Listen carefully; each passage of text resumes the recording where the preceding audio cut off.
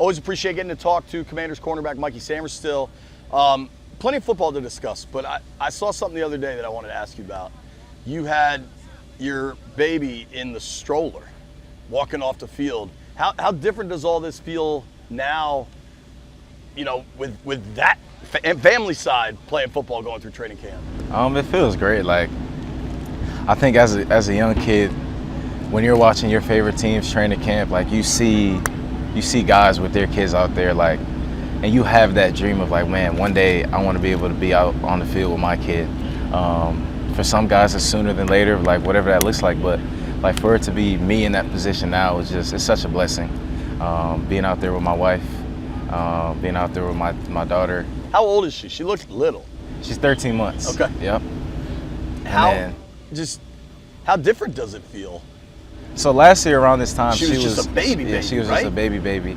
Now she's walking around like every Tuesday. Like we put her down, she's running across the field and stuff. Like it's such a good feeling. That's great. It's and like it just brings you back to like, man, like this is who I do it for. You know? Right. And then you're out here in the heat and it's hot and it's tough. And you guys yesterday were in pads. Like, do you ever need that little bit of pick me up? Sometimes, you know, like you got to bring yourself back to that place. Like, hey, look, someone's counting on you, someone's depending on you, and you need to go out there and be that for those people. You know what I mean? And like even during the off season, my wife told me, she was like, hey, babe, like we need you to go do what you do. You know what I mean? So like just hearing that from her is like, she's like, I got to go do this thing for them. So like it's going into camp having that mindset of like, okay, we're going into year 2. You know, the stakes are a little bit bigger now. And just every single day, you just got to be consistent in what it is that you love doing. And like for me, I know I love doing this one because it's been my dream, it's been my prayer. Right. And now having a family, like I need to go out there and provide for them. Speaking of the stakes getting higher, right? Have you watched the Quarterback Show on Netflix? Nah. So they followed Jared Goff all last year, and it ends in the divisional round when you guys go up there and beat them, and they show your interception in the game. Like, how do you feel going into year 2, knowing what you guys accomplished in the playoffs last year? I'll say like what we did last year, it didn't end how we wanted it to, but you don't necessarily pick up where you left off. In that sense, like I feel like you just, because it's a new group of guys, even though a lot of people are back, you're building chemistry with, you know, guys they brought in, rookies. So you bring them onto what the standard is, right? And then from there, it's each and every single day, how can you just add and just keep digging at ways to get better? And so the routine I'm doing right now isn't what I was doing last year. In order for me to, and I got this from Bobby Wagner, he said, in order for you to even reach the level of success you had last year, you have to do more, because what you did last year is no longer enough. And then if you want to take it further than that, how much more can you actually do?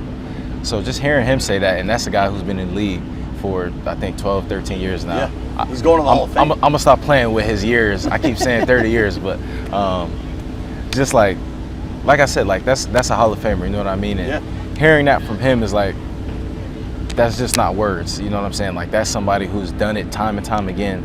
I'm not going to take those words lightly. And so, like I already know, like what I did last year isn't enough.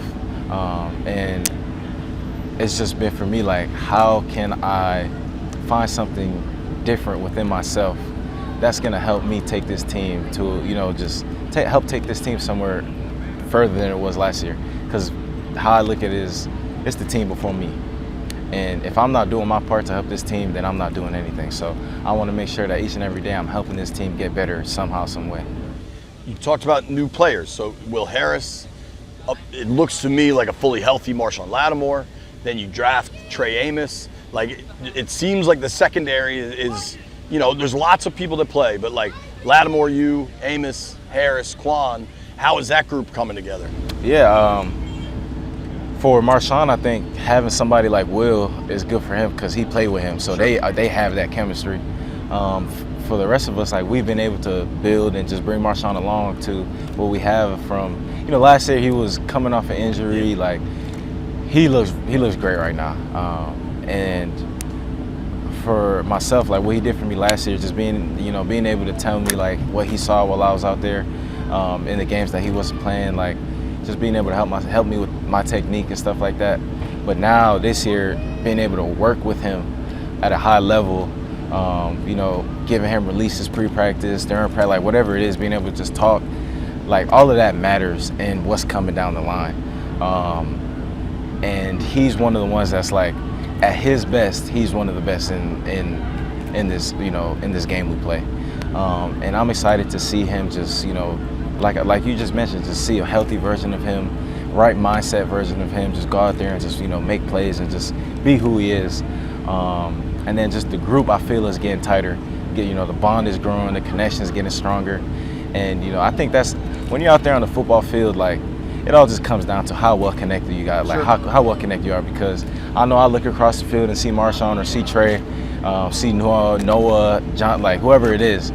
I know that off the field, how tight we are is going to just make playing on the field just so much easier. See Revo behind me, Quan, Will, Percy, like it doesn't matter.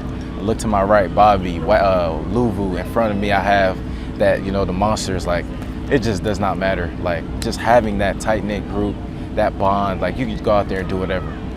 Because I know my guys got my back and I got theirs. And beyond the defense, it's clear that you and Jaden are tight, always busting each other's chops. What do you think about Jaden in year 2? Just excited to see him just play ball. He carries himself with such a high level of professionalism. And like, coming in with him, like that motivates me to just want to be great. Just seeing my peer do it. Because I know the level of greatness that he wants to reach. But yeah, like you just said, like we're always going back and forth. Like you need that, you know what I mean. You need to have that type of friendship, have that type of bond with your guys. Like I said, it just makes being at work easier. You know what I mean. And like you mentioned, having that mindset of okay, during those tough times, I think about my family. I also think about the guys I do the hard work with each and every single day. Like DQ says, doing hard things with good people. It's a good edit. Yeah. I can't say the explicit version, but like it just makes this so much easier to do when you're doing it with your brothers, and like it's just, hey, you know what? I know you're gonna pick me up when I need you to. I know I'll pick you up when you need me to. Let's just go do this thing. Last one. So you and Jaden, obviously close. The whole team is close. He hits that corner throw to Jalen Lane the other day. It was a pretty ridiculous throw. Great throw. Was it a touchdown? No. Out of bounds. Okay. Yeah, college Saturdays, Jalen, that's a great touchdown. On Sundays, Mondays, and Thursdays, my brother, incomplete. Jaden then comes over and is giving you a hard time, showing you that it was in, it was out. What was he saying, and what was your reply in that moment? I don't know. I actually don't know what he was saying. Because the fans were right there. It had to be pretty loud. I think he was just trying to get them. He was pretty much like, look, it don't matter what they saw. All they saw was a catch. I come over there and just start cheering. The fans are going to cheer, rightfully so. But me, I knew it was incomplete. So when he ran over, I'm hitting the ground, slapping the spot that showing, look, his feet were out of bounds right here. We got back to meetings. The film showed he was out of bounds. And that's all that matters. Tape don't lie. Like I said, it was definitely a very great throw, and like that's what he does. You know what I mean? The throws. It was a great effort from Lane, who's going to learn to get both feet in. But the throw was just outrageous. I mean, there were like 3 of you right there for that to get. It was crazy. Ball placement, accuracy, just you can't ask for anything more. So I was standing right there, and I had it incomplete on the spot. Like I saw it the right way.